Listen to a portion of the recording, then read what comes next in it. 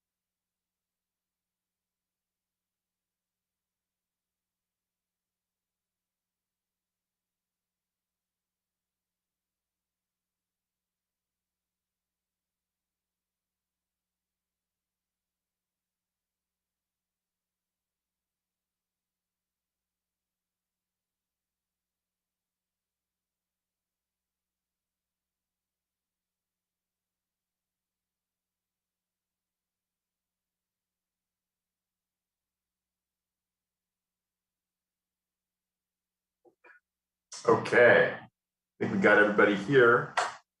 Thanks for joining us.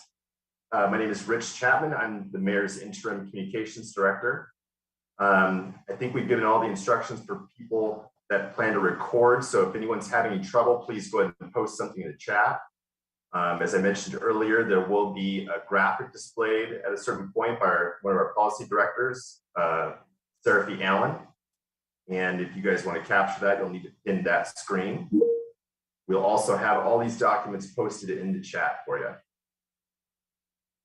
So without further ado, go ahead and introduce Mayor Ted Wheeler. All right, good morning, everyone. Rich, can you hear me okay? Yep. Good. Well, thank you to the media and interested parties for joining me this morning as I announce a third emergency declaration. Today is about how we'll improve services to unsheltered Portlanders. To do so, we must first step up and admit that despite the best of our intentions and some really great work, things just are not improving as quickly as we'd like or to the degree that we would like for our homeless neighbors who are living outside in the elements. And we also aspire to having the work ahead be the best work that we do on this important matter.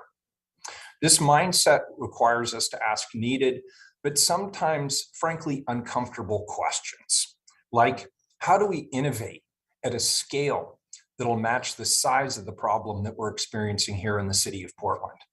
And how do we get resources to expand on what we know works? How do we also develop a system based on what we have as opposed to what we wish we had or hope that we might get? And how do we stay open to trying new approaches? As stated before, we need a forward-thinking mindset because our efforts to date have not been sufficient. As recently noted by the Oregonian, 95% of homeless Portlanders were not offered services or alternative shelter options by outreach workers when they were relocated from their camps. Today's emergency declaration authorizes the creation of the Street Services Coordination Center.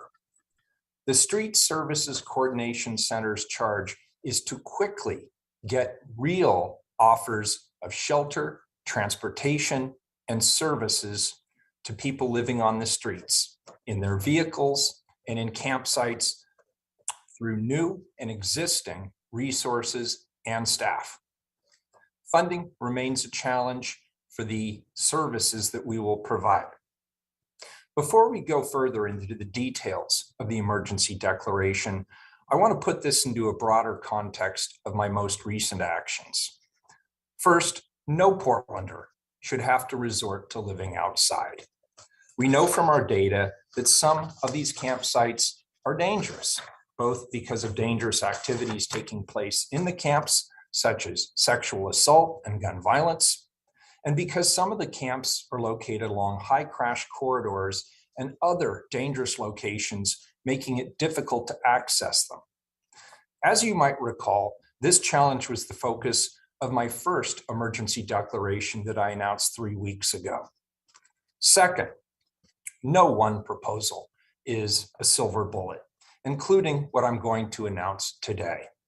Services are still limited, and we will need to continue to expand shelter and housing to successfully end homelessness in our community.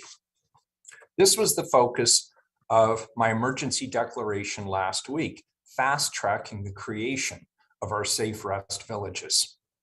The third challenge, and the focus of today's news conference, is the siloed organizational structure of Portland's commission form of government and our desire to be a better and more streamlined partner to Multnomah County. As I'll illustrate in a minute, our form of government does not make it easy to coordinate across numerous city bureaus and external agencies to provide consistent services to those living outside. Homelessness has been an ongoing emergency in Portland for some time. So you may ask, why are we taking these assertive actions now? Because with the decline of cases in COVID and the relaxation of restrictions, as well as warmer weather that we anticipate ahead, this moment is a unique opportunity and we must not squander it. Today's emergency declaration cuts through our antiquated form of city government to speed up better services to more Portlanders experiencing homelessness. So what are the homeless services that we're adding or that we're improving upon? For the first time, we will know on a daily basis how many shelter beds are available and where those shelter beds are located. Second, we will expand from 5 navigation team members to 25, who will be meeting homeless Portlanders where they at, in their camps, under overpasses, in areas where they choose to camp. Rather than relying on them to come to us, we will send our navigation teams to them to connect them with critical services. Third, informed with how many available shelter beds there are on any given day and where those shelter beds are located, our navigation outreach workers will be able to make real-time offers to individuals to connect them with options for shelter space.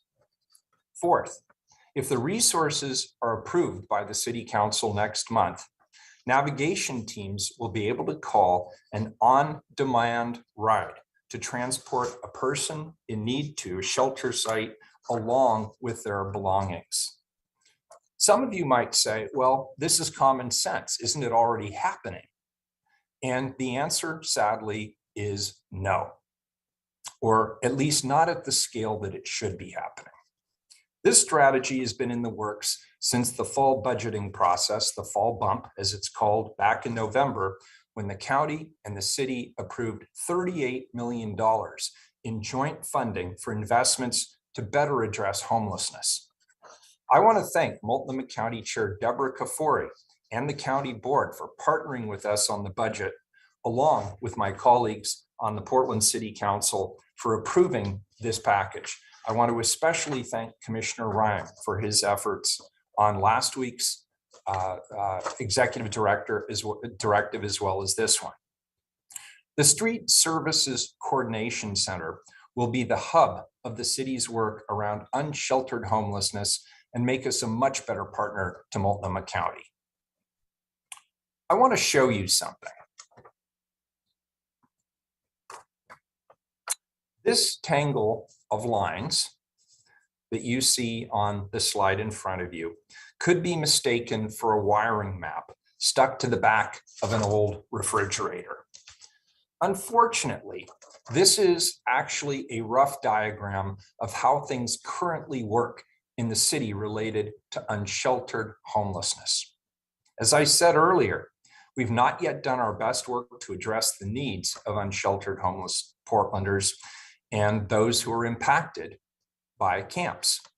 This is a great example of the mess of well-intentioned systemic cross-bureau spaghetti and is unnecessarily wasteful of our staff's time, slow to get results on the ground, and it's very expensive. Here's how my executive declaration will help change it.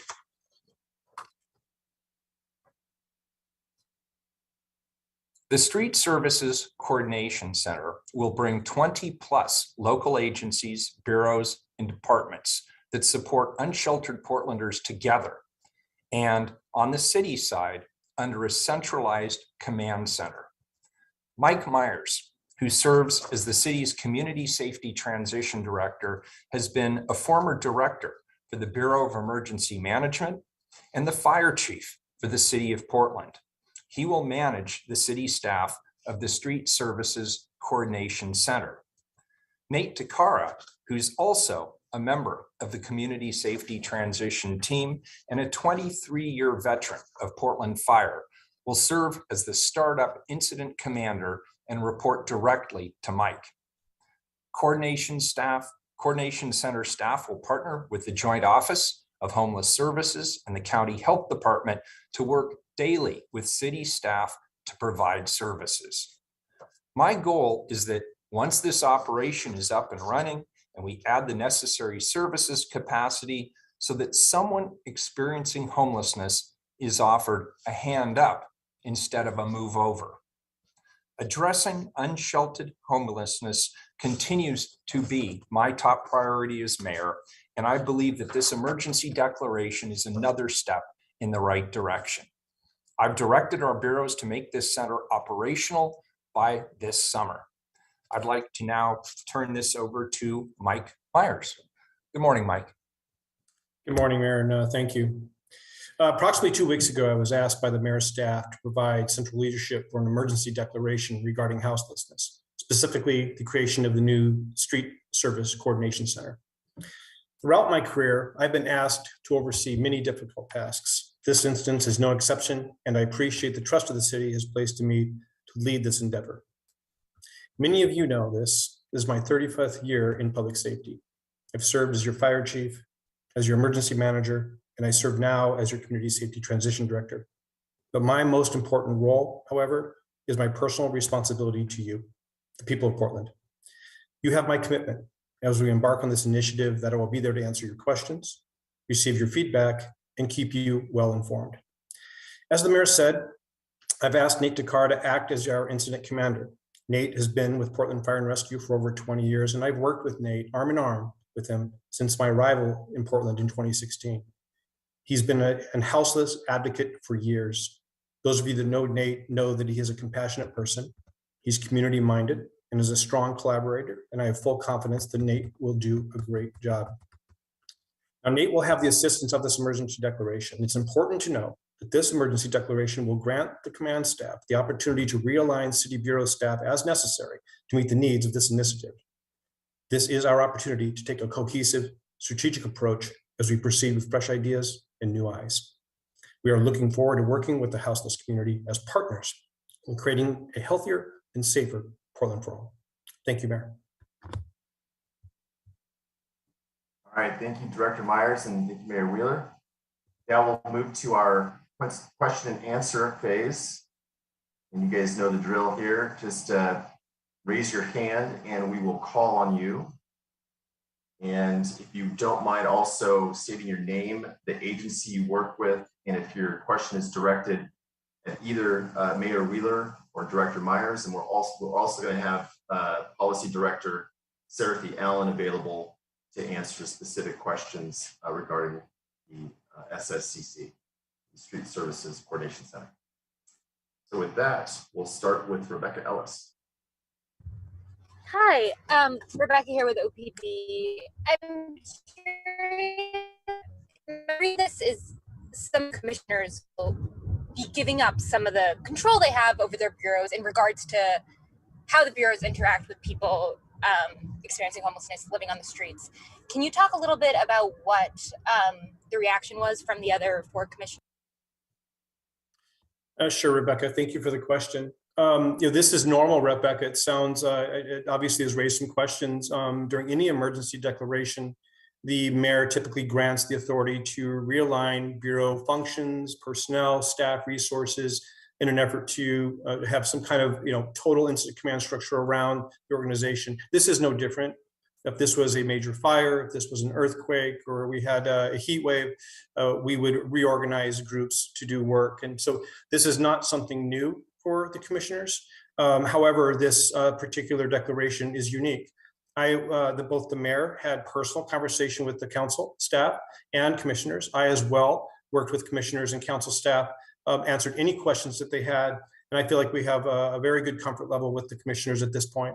That is a good question. My responsibility is to meet with them regularly and again, answer questions for them and assure them we're moving in the right direction. Thank you.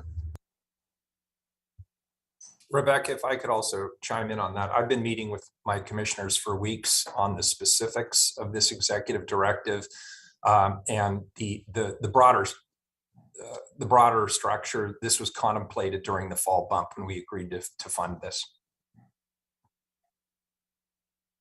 All right, next up, we've got Kelly Azar. Hi, Mayor. It's Kelly Ozier from K2. My question goes to you first and foremost. There's been a lot of questions and questioning of your efficacy as mayor. A lot of people are wondering if, you feel like you've been an effective mayor. You say at the forefront of your wants as a mayor is to help this homelessness. But you've been in office now for years, and we have seen it only get worse. And not to mention, homelessness isn't our only issue. Our gun violence has gotten worse as well. So do you feel that you've been effective in these areas that you claim are so important to you? Tough question, but I appreciate your directness. I don't think there's many amongst us who could argue that we are individually or as families or as a community or as a nation better off today than we were 5 years ago. We've been through a lot. We have experienced record gun violence on our streets, record traffic deaths, as exhibited by the Vision Zero study that helped lead to the first executive directive that I passed to move people out of squalid and dangerous circumstances, which is clearly ongoing. We have experienced record homelessness. We have experienced a pandemic and the complete closure of our economy. And now we're doing the work that we need to do to reopen our city. We've addressed major livability concerns. So there's no question that I have been the mayor of this city during what is probably the most challenging period in this city's city's history, at least post-war.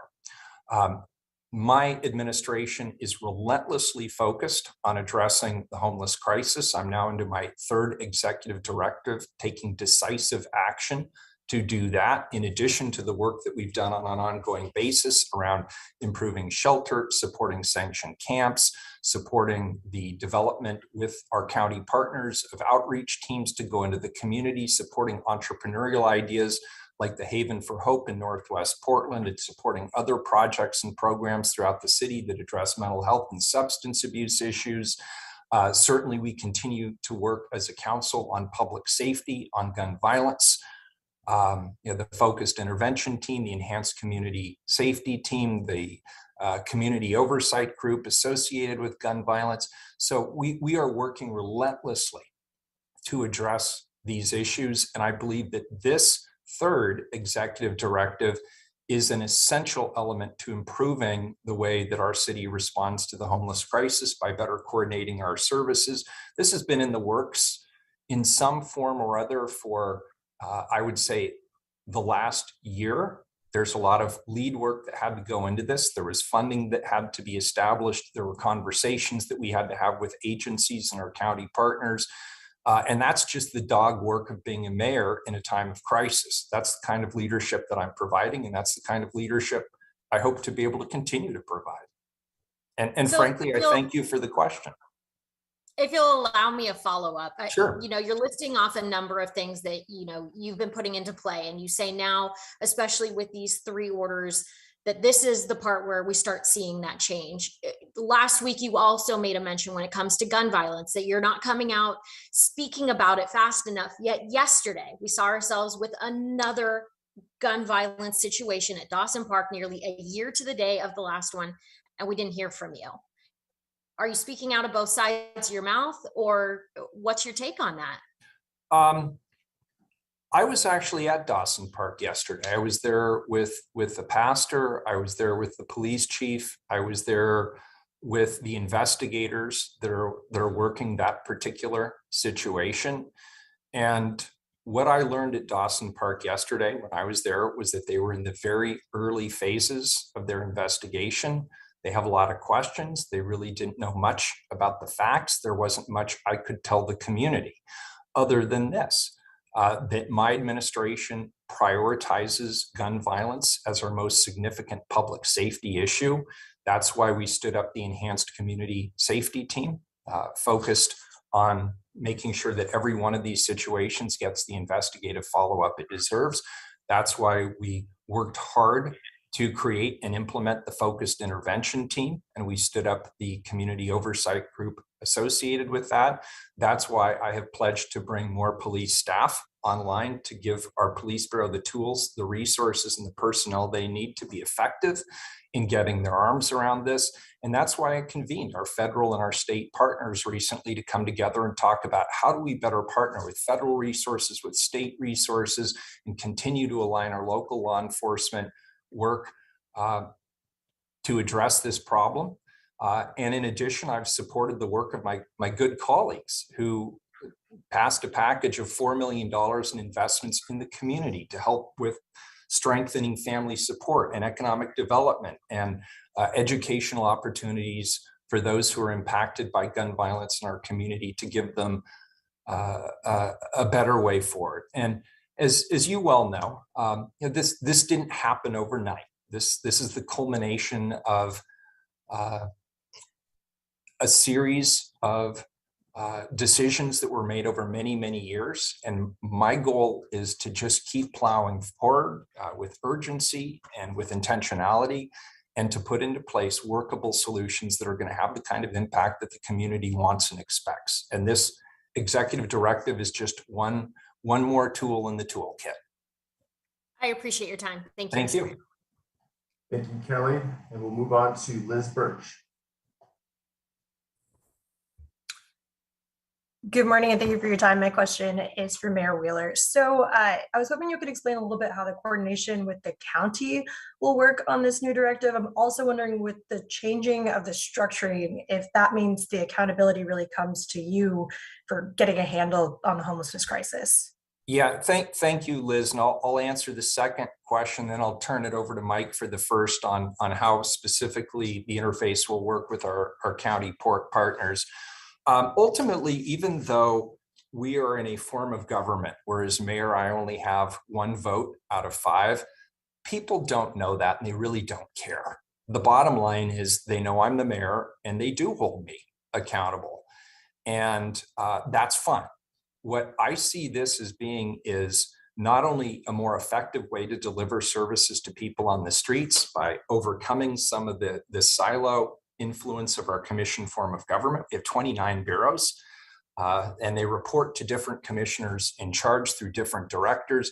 This allows us to align our resources the same way we do when we have forest fires, when we have floods, knock on wood, if we have a significant earthquake. This is how we're going to coordinate. And I believe that this homeless crisis is an emergency of exactly the same proportion that requires us to be able to better coordinate in this way.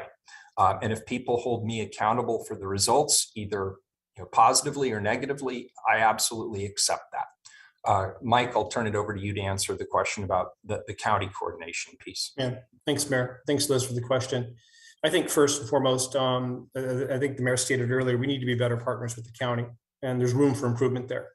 And so along the same idea around breaking down the silos within city bureaus across the city and bringing those functions and those resources together under one operational threshold, the intent is to do the same with the county. As partners, they won't, we don't supervise the county, but we could have a close relationship and working closely as we make these critical decisions, and that's the intent. So we will see, you may not see it, we will be actively working with them daily on a morning call to start organizing our day together with them from the very beginning, and they'll be part of this organization going forward. So this is about bringing the partners together, stopping the act of working in our silos, and I think you'll see the benefits of what that can offer. All right, thank you, Liz. And Sophie Peel, you're next. Hello, this is Sophie Peel with Willamette Week. I'm not sure if this is a question best suited for the mayor or maybe for Mike. There's still just a lot of basics about how this center will coordinate with other bureaus that I'm unclear on. Will certain employees within each bureau have their job duties shifted in order to do this work? And can you kind of walk me through, how, like, say, a parks employee who sees someone in a tent in a park would work in conjunction with this center? And then one more question I'll tack on to that is, like, if there are going to be clear guidelines about when, a different bureau will work with the center to relocate someone, or is it largely up to the discretion of individual employees? Mayor, do you want me to handle that? Yeah, so Sophia, this is a common, what the mayor is presenting is a common incident command structure implementation plan that happens during an emergency. And when he declares an emergency, he gives someone, and in this case, it's myself, the authority to realign bureaus and bureau work. So this won't be new news to the emergency managers within the bureaus or new news to the directors. Oftentimes, there's not, people have 40-hour-a-week jobs. They have their current duties that they're working on. Oftentimes, they will have to shift some of their duties directly to this incident command structure to work as a team. However, I would tell you this. Many of these bureaus are already working on these issues in their own silos, often competing against each other, not working together. My interest is to create some assistance to these bureaus to allow them to realign under one command structure and a cohesive strategy. And I think it will reduce the amount of workload for the bureaus and make our solutions more streamlined. So that is the intent. That is the intent of every emergency declaration, and is always the intent in the incident command system, is to bring all kinds of different operators, resources, people that normally wouldn't work together, together under one cohesive team so that we can get a solution. Does that answer your question, Sophie? Yeah, and if you could maybe just elaborate a little bit, if you could walk me through sort of a hypothetical scenario of what would happen if, let's say a fire bureau employee or a parks bureau employee were to, work with the center, what would that actually look like? Sure. So I'll give you an example of maybe something that happens today. It is not uncommon for the Parks Department or the Parks Bureau to be working with a vehicle and move that vehicle from a park. That vehicle ends up on the street. Portland Bureau of Transportation at some point makes contact with the vehicle and then somehow works a relocation, and that vehicle ends up back in the park. And this goes back and forth and does no other the Parks Bureau, the Portland Bureau of Transportation, or the individual that is involved in that recycle of any good. And so we can eliminate those kinds of trials. That is the intent, to bring people together so that we can have these discussions before we have people go out and make contacts and start to solve a problem. Sorry, can you, I understand that there's sort of a shuffling between bureaus a lot of times on these issues, but how would PBOT or Parks actually work with the center to streamline that process? Yeah, that's a good question. So there will be individuals within Parks and individuals within Portland Bureau of Transportation. These are individuals that can make decisions assigned directly to the incident command structure, supervised by Nate DeCaro, who's the incident commander. So they will all be in essentially one virtual room together every day, deciding on what's happening that day. So they're not operating by themselves, isolated in their bureaus, not talking to each other. We're bringing them together at the same table. Got it. Okay, thank you. Thank you, Sophie. And Alex, you're up. Hi, thank you. This is Alex Zielinski with the Portland Mercury. My question is for Mike and maybe the mayor as well. You described this as kind of an emergency system being set up. Is this expected to be a permanent structure? It's being talked about as replacing the current kind of clunkier system that exists. How will this kind of emergency response maybe turn into a longer term solution? Or is it expected to fade out once a crisis is maybe less urgent? So any emergency declaration that is declared by the mayor is not intended to be permanent. The intention is to kickstart some kind of a strategic operation around a difficult problem. and then it could result in a long-term permanent solution that is no longer an emergency, but an operation that the city and the county simply operate under. We haven't had those discussions yet on what that will look like down the road. However, I think the mayor, and Mayor, I don't want to, you can clarify, the mayor has, I believe, the obligation to declare the emergency, but he has to redo that emergency every 2 weeks. Certainly, this is not going to be done in 2 weeks. So I do anticipate several months, if not more than a year, to see really solid results that would identify any kind of long-term solution that we could turn into a more operational system. So it will take time to really see what the solution, what the benefits will be, and whether we want to turn this into something that is a future operation that we can step out of the emergency role and into something that is a more normalized method of the way we do work. And Mayor Serpi, did you have any follow-up on that one? You good? Yeah. Oh, Rich, sorry. I was just going to add that that could end up looking like an ordinance with involvement with the other commissioner offices, and that we have briefed all the commissioners and their staff, and they are generally supportive and are willing to work with us on this kind of innovative structure and how it's working or not working, and then work on how to make it more established. Thank you, Serpi. And Maggie Vestal, you're up next. Hi, thank you all so much again for the time. We really appreciate it. My question is for Mayor Wheeler. Sir, thank you so much again. You know, we were talking in our newsroom. We've been under a housing emergency for more than 6 years now. You've been mayor for the majority of that time. And as you said, we've been through a lot of, trials everybody has these last few years.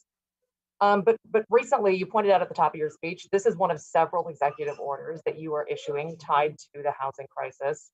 It seems like they're kind of coming sort of rapid fire.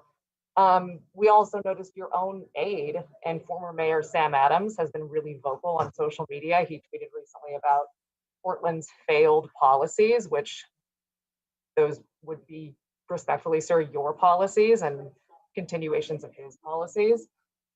Can you speak more to why now this is being kind of prioritized in this way? Or I guess, in other words, why didn't this happen years ago? I mean, for people sitting at home, this is a press conference about bureaucracy and restructuring bureaucracy. And that might just seem like, another reason to worry that this is never going to get any better. So why didn't this happen sooner? And why should people be hopeful coming out of this? Great. And first, if Sam were here, he would want me to say that his personal Twitter feed makes it very clear up front that he is speaking on his own behalf, not on behalf of the administration. Granted, sir, but he is a former mayor. Like that, that is a heavy statement from someone who used to create policy. Fair enough. So why now? We have been under COVID restrictions for the last 2+ years.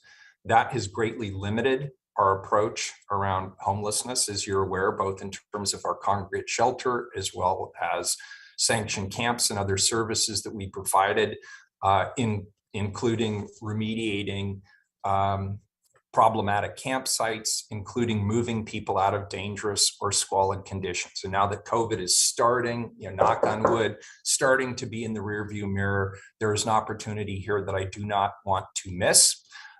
Moreover, we know that homelessness gets worse as the summer months approach. I want to make sure that the city is well positioned to be able to address the crises on our streets at the scale necessary. And as far as where have I been for 5 years? For 5 years, I have championed substantial increases in shelter. We have pursued new innovations, the Kenton's Women's Shelter. We've worked as a full partner on the Haven for Hope model. We've even supported private sector initiatives like alcohol and drug treatment programs at the DePaul Treatment Facility in the absence of other community-based programs to support those efforts. We've increased the navigation teams to get people on the street. We've advocated for funding at the federal and state level for mental health and substance abuse services through Multnomah County. So there have been a series of important initiatives around homelessness that we have undertaken. But now that COVID is starting to dissipate, I am raising questions about the status quo myself, including, are we addressing this problem at the scale necessary to make a meaningful impact? And I've opened that conversation. Sam's memo was intended to generate discussion, and it has generated a discussion, and frankly, I think a very important one.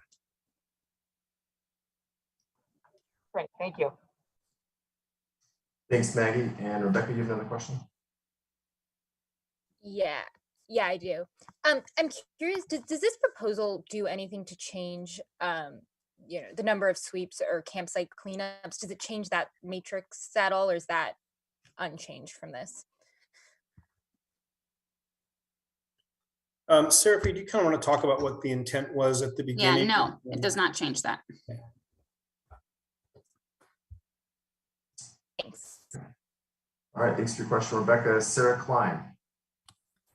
Hi, yeah, I had two questions. The first one was, Mayor, how many more emergency declarations / executive directives addressing homelessness do you plan on announcing? And then my other question is also for you, Mayor. State lawmakers right now are looking at a $400 million spending package related to affordable housing and addressing homelessness. And 25 million of that proposed money would go to local governments to address immediate needs in their communities. How would you like to spend that extra money? And can you guarantee that it won't be used for any more encampment sweeps or involuntary shelters? So we would use resources that come our way specifically to get people out of squalid and dangerous conditions on our streets. In addition to the tens of millions of dollars we have already committed through our budget process, as well as the $38 million partnership with Multnomah County through the fall budget process on the whole spectrum of services. But what I'm focused on right at this moment in this particular context is acknowledging that people are dying on our streets by the dozens. And what precipitated my first executive directive was the recognition through our Vision Zero program that 70% of the people who died on our streets in traffic fatalities were in fact people without homes. They were people crossing streets. They were people trying to get to camps. They were people who are living adjacent to high traffic corridors. And I think it would have been irresponsible for me to ignore that statistic. But there's a larger issue here as well, which is last year, something over 120 people died on our streets. Every year that we delay getting people out of these squalid and dangerous conditions means more people will die. And as you have all kindly pointed out, I've been mayor now for 5 years. And during that 5 years, we have significantly increased funding and the number of programs and the innovations. And yet, objectively, the problem on our street is much worse than it was 5 years ago. If we wait another 5 years to address this issue with urgency and at the scale required, doing some quick math, that's about 600 more fatalities on our streets over the next 5 years. And there is no planet on which I would be satisfied with that. These executive directives are intended to act with urgency and deliberately to address the emergency crisis unfolding on our streets, where over the last several years, hundreds of people have died on our streets. We need to address this the same way we would with any other large-scale emergency. And as Mike has pointed out, this is how we address forest fires. When we had the gorge, we stood up a similar program.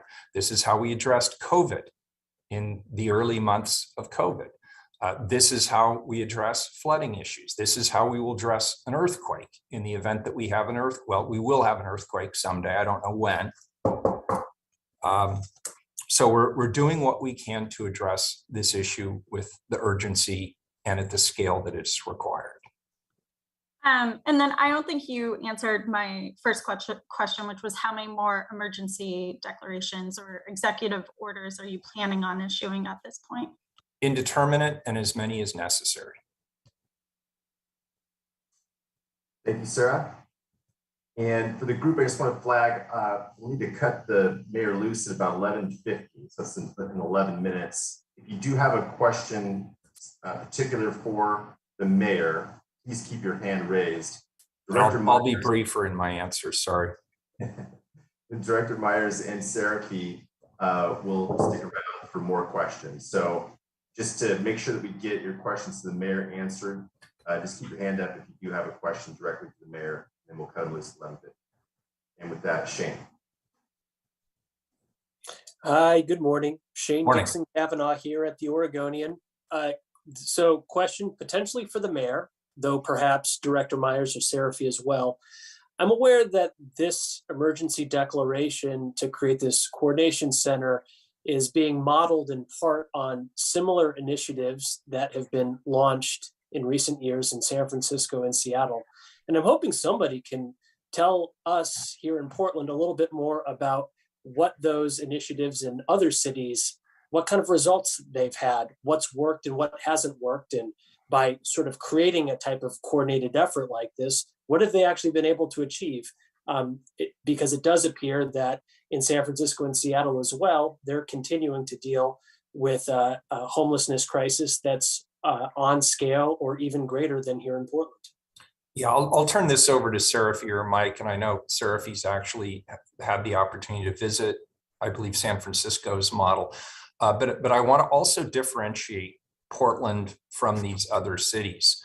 Our form of government is inherently siloed around these issues. There are many, many bureaus that have to coordinate and work effectively together, and then there has to be one connection with our partners at Multnomah County. San Francisco is a city and a county, and it has a different form of government that does not create these silos. And even still, they realized that they had to adapt a different ICS and a different incident command system model in order to make their form of government more streamlined and effective. So it's absolutely essential here in the city of Portland that we do that. But I'll turn it over to Seraphy or Mike if they have a comment. Mike, did you want to jump in before me?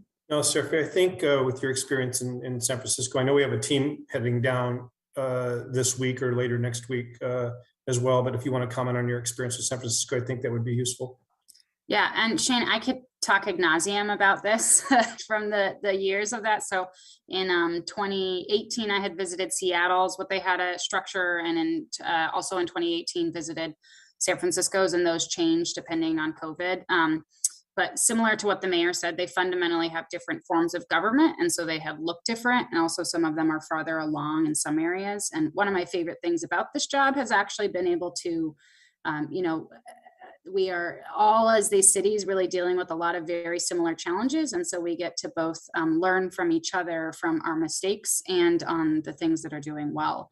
And San Francisco does have some really great success numbers for how they've been able to directly work with getting folks that are living outside into what actually the navigation center model also came from San Francisco that we started in 2018. So anyway, so I could go a lot more detail into that, but there's a lot of numbers and stuff that any of you that are interested in doing more of an overarching story, I would also be interested to read that and hear what you come up with. And I don't want to take any more time because I know we only have 7 minutes left with the mayor. Thanks for your question, Shane. Alex? Yeah, thank you. It's Alex with the Mercury again. Mayor, during the fall bump, you and the county committed $350,000 to this coordination center. You mentioned that you'd be asking for a bit more funding in this coming budget cycle. And I'm sorry if I missed this, but how much additional funding are you needing, and what specifically will that be going towards? Seraphy, do you have that information in front of you?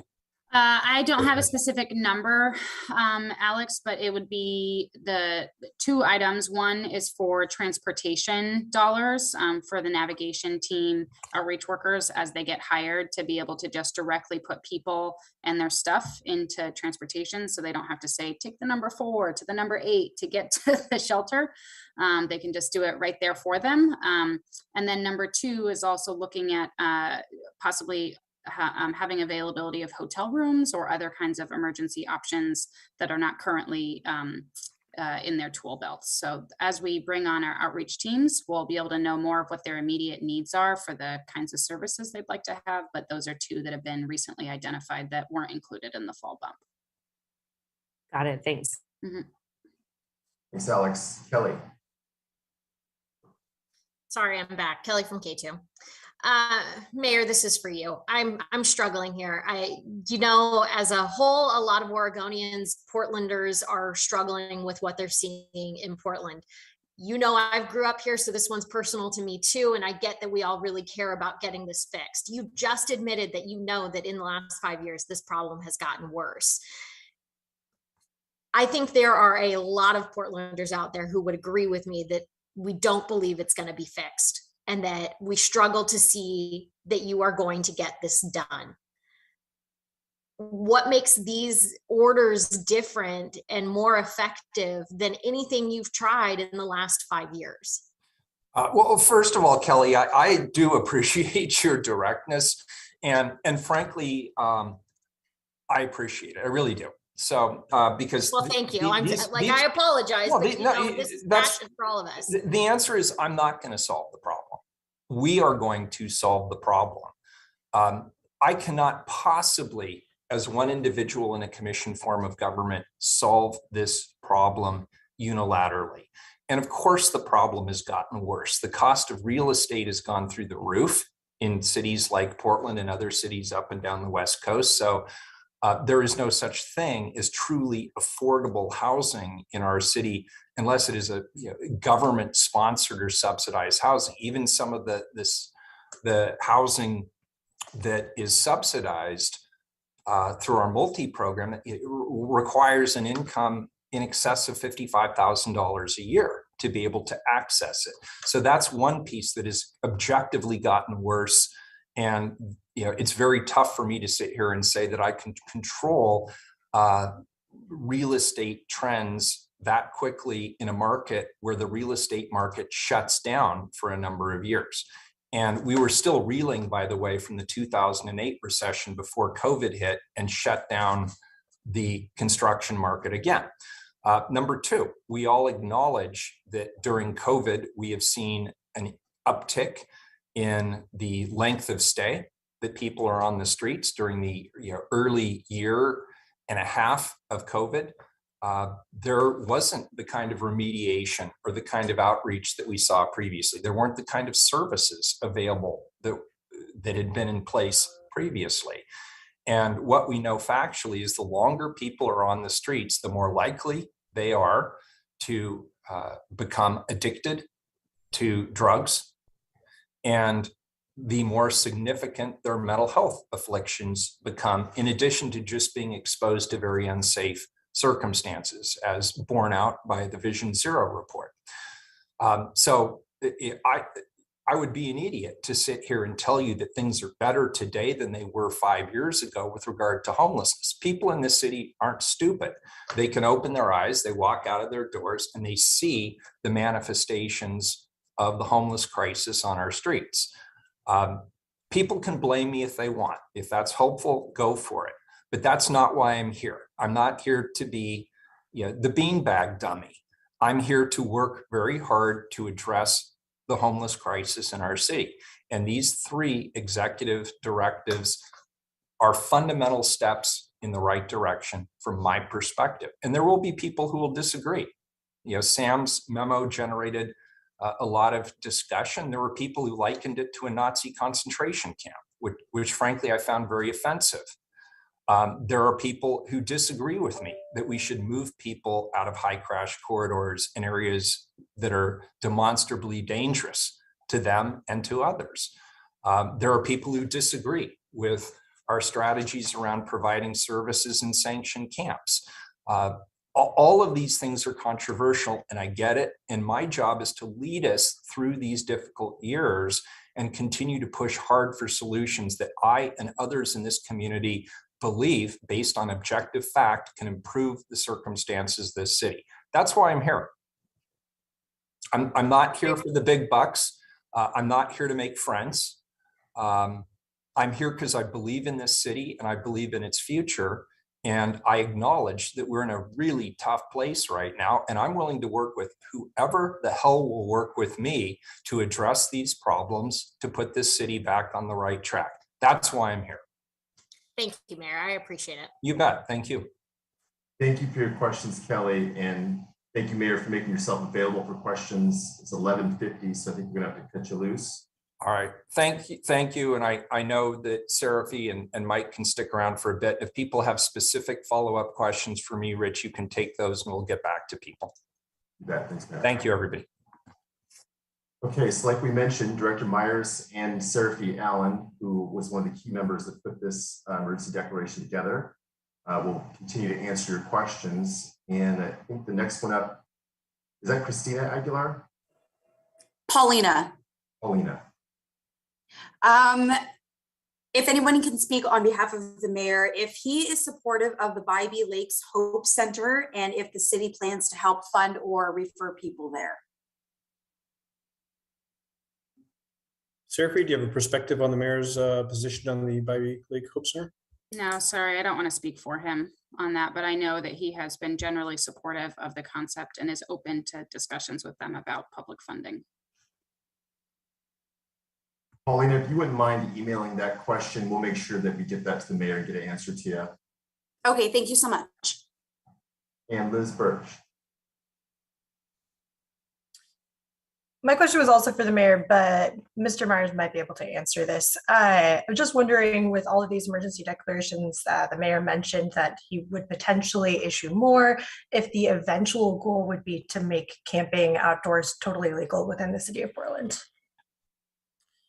I'd have to defer that to the mayor. Can't really speculate on that. I don't know what's in his mind for the long-term goal. That's not the objective currently that I've been directed to work on, but you'd have to direct that question to the mayor. Sorry, Liz. Yeah, I think maybe I'll just add too that the mayor has made very clear that the objective here is the health and safety of our unhoused Portlanders. And that's the point of these declarations. So if you wouldn't mind, Liz, also emailing your question, I'll make sure that the mayor is able to get an answer back to you. Maggie, you're up next. Hi, thank you guys so much for staying on. I was wondering about the state funding package, and I'm wondering, Seraphy, maybe you can speak to this, or maybe either one of you, that $25 million that is going to be allocated to local jurisdictions comes with some restrictions, including looks like it can't be used for float sweeps or clearing camps. It can't be used for camps or organized villages that are, I think, larger than 150 people. That does seemingly fly in the face a little bit of some of the goals or strategies that have been floated by Mayor Wheeler's administration recently. So I'm wondering, given that it's some funding, it's not quite what the mayor and those other mayors asked for, what can that money go toward in the city of Portland? Like, has a plan been drawn up yet? Assuming it gets passed, if those funds were to come down. And do you have any idea how much the city would be eligible for as well? I know that's seemingly TBD on the state side. Great question. I think I would defer, Maggie, to the specifics to our government relations team that's working with state officials on that right now. But my understanding is it's about 25 million that will be dispersed to the different counties. So the services dollars would go to Multnomah County. And that makes total sense. And I'd also say that the mayor's team will take any amount of dollars to help with this crisis, through some research that I've done, right? We've seen the state of California and in Washington, those governors have proposed billion-dollar plans. They've got much bigger budgets than the state of Oregon, but we are grateful for any amount of dollars from the state and hope that that will continue. Maggie, also, if you wouldn't mind following up with an email with those questions, we'll make sure that the Office of Government Relations is able to provide any more context they can. Will do. Thank you. And Rich, sorry, I also was thinking from Shane's question earlier about some of the things learned from Seattle and San Francisco specifically. I want to give a big shout out to our service providers, such as Transition Projects and Central City Concern and Do Good Multnomah and Join and more and more and more and go on. They are the ones that really make this work happen and help to get our, sorry, I'm going to be having someone doing some construction in our bathroom. They will be, sorry about that. They will be, hold on a second. Hey, Molly, can you wait a second? Can you wait? Sorry. Thank you, everyone. The service providers deserve the biggest shout out, and something that I've seen and I hope does not continue to happen in Portland, that it feels like is happening, is a division between the different agencies that work together. And in Seattle, that is something they've really struggled with, is being able to have collaborations between the nonprofit providers and government. And so it's the hope, and I know that Mike is really dedicated to this, and we're really excited about continuing the partnership with the Joint Office to make sure they are also getting the resources they need to be able to best successfully help people, get off the streets. So I just wanted to add that as a lesson learned from the different jurisdictions that I've studied. Thank you, Seraphy. And Sarah Klein. Yeah, I have a numbers question, and it might be for you, Rich. I'm not really sure. So from the mayor's first emergency declaration with the banning and high crash corridors, I'm just wondering how many encampments received notice that they had to move. And if you have any idea how many people did have to move, I would assume that you would track that number somewhere. We did reach out to, thank you for your question, Sarah. We did reach out to the impact reduction team, and these are the folks that actually do that work. The report that we were given from that, since that emergency declaration, there were 10 sites that were cleaned up. And these were around the areas of Lombard and Rosa Park, Delta Park, on I-205 Division and Powell. So these are the on and off ramp areas. And just to be clear, those 10 sites, each site actually encompasses several tents. So it's an area of camping that's encompassed by a site. I'm sorry. I was going to ask if you knew any, like the amount of people at each of those sites or anything, or what the range was. Yeah, that's a good question. I don't have that information, Seraphy or Mike. Sarah, if you wouldn't mind just following up with an email, we'll get that information to you. Sure. And then one last really quick thing about the clarification. When those encampments received notice, how many hours did they have? 72. Thank you. I appreciate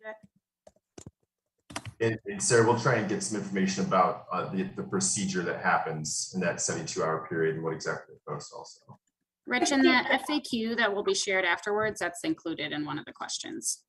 Excellent. Yeah. And actually, at this point, I think Shuli is going to be sharing some documents here in the chat that you guys can pull off of that little chat thread, including the email that you can send any of your follow-up questions with, and then also this information will be posted on the mayor's website. And I'm not seeing any more questions at this time. We're at 11:58, so I think we'll go ahead and just close it out there. Thank the mayor and Director Myers and Seraphy for being available for questions, and all of you for showing up today. Thanks for having me, Rich. Thank you.